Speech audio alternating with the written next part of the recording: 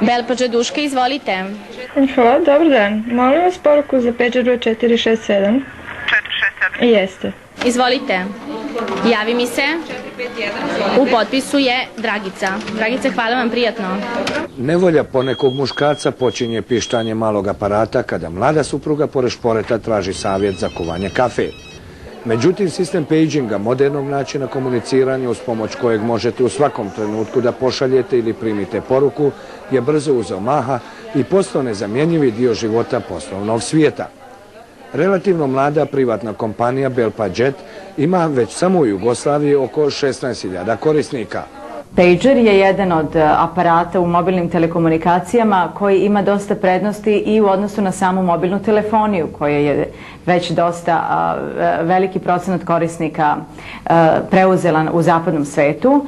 Stvar je u tome da je ona apsolutno sigurna, da je znatno jeftiniji sistem komuniciranja i da je vaša volja da odgovorite ili ne odgovorite na tu poruku dominantna. Dakle, na telefon se javljate, odgovarate ili ne, a za pager sami odlučujete kada ćete, da li hoćete i da li vam odgovara to što primate.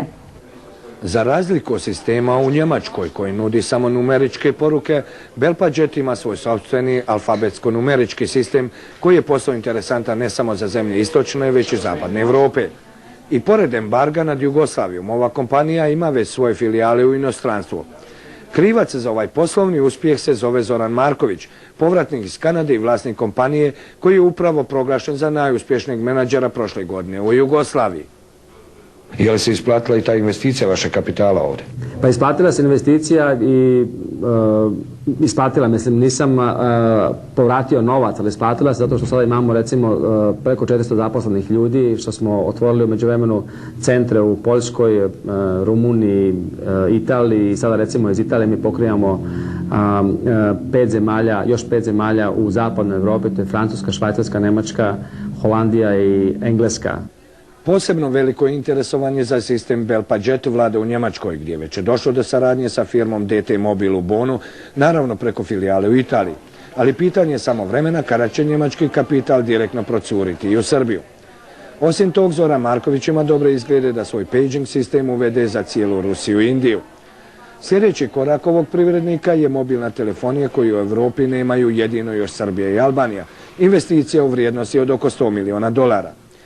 I pored drugih vidova ulaganja, kao što su igrališta i parkovi za djecu ili pomoć za obnovu srpskih manastira, Zoran Marković nije zadovoljan klimom poslovanja u Jugoslaviji.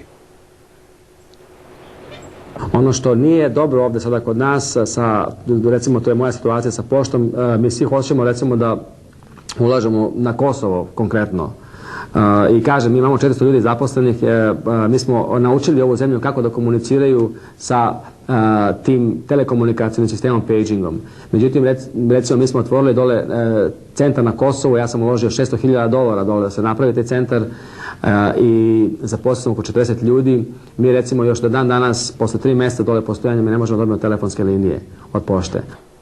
Da li je Zoran Marković ovim poslovanjem, koje je trenutno bez konkurencije u zemlji, postao milioner, teško je zaključiti, jer ovakve vile na Dedinju i Senjaku uglavnom posjeduju ratni profiteri i ljudi koji se bave mutnom trgovinom. Svo vrijeme boravka u Beogradu ovaj biznismen provodi u apartmanu hotela Genex u nadi da će država konačno donijeti pravedne zakone o porezu i preduzećima. Kada bi danas bili u situaciji da dođete ovdje pred vrata ove države, da počnete ponovo, da li bi napravili isti taj korak koji ste napravili 90. Ne, ne bi.